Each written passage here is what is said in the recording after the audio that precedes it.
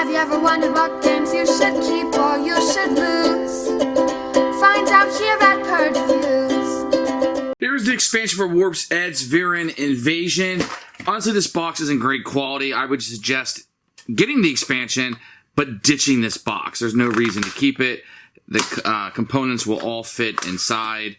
You can see it's very little in this box for the size of it. Really, it's just there to house the mothership.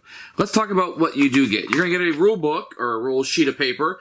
And this will just kind of go over the components. You don't see any pictures, no examples, but you probably won't need them. This will just kind of tell you what everything is.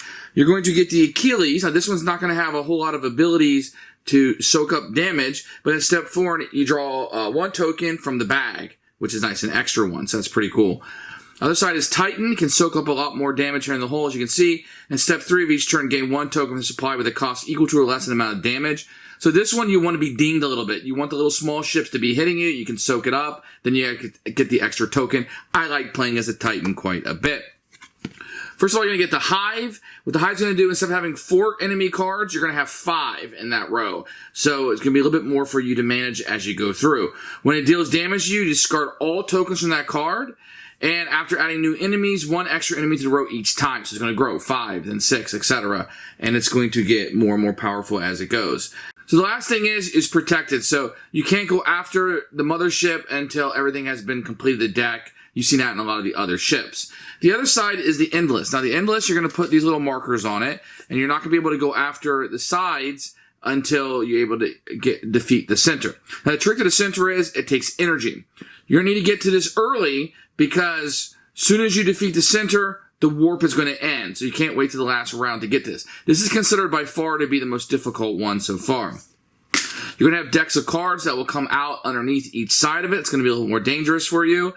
And the mothership can attack and be attacked every turn. But these cannot be defeated once again until you do the center. So that's going to be very, very difficult for you. You also going to get some new enemies here. You're going to have the larva. You can see a lot of these are going to start taking some energy. The worker, when enemy enters play, add 1 enemy to the row. So these are going to be a little bit more difficult. You're going to have some cards that you'll be able to put into the deck also. You're also going to get a few new little powers. These powers will only be utilized with the new ships.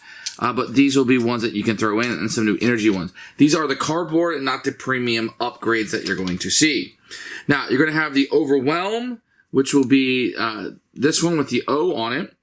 This token counts as 2 lasers. If the assigned token is destroyed, the token counts as 1 laser against all other targets. Or you can have the Exposed Blast, counts as 4 lasers. However, your first one receives 1 damage. That's kind of how those are going to work. Yes, I would definitely add these in. I think this is a very good expansion. The Endless is one of my favorite bad guys to go against, and the Titan is one of my favorite ships. This could have easily been included in the base game. I don't see any reason why, because it's a small box thing here. I would just kind of ditch this and put everything else in the core box. There's enough here for that. I really like what you're getting in this. I add all this stuff right away. There's no reason to not. I held off and played through everything in the base game. Then I added this in, which is what I normally do. There was no reason to that. All of this can be put right into the game, and you're off to the races and playing Warp's Edge. Get this if you can. I think the ships are definitely worth it. The new cards, and definitely the motherships. The motherships really make this experience for me. I really, really like these ships and how they're going. And having something that's a little bit harder to jump into. I mean, this is a 4-star, and this is a 5-star, which is considered the hardest one. And these new ships, blast to play in, one of my favorite solo games. By all means, I say get this.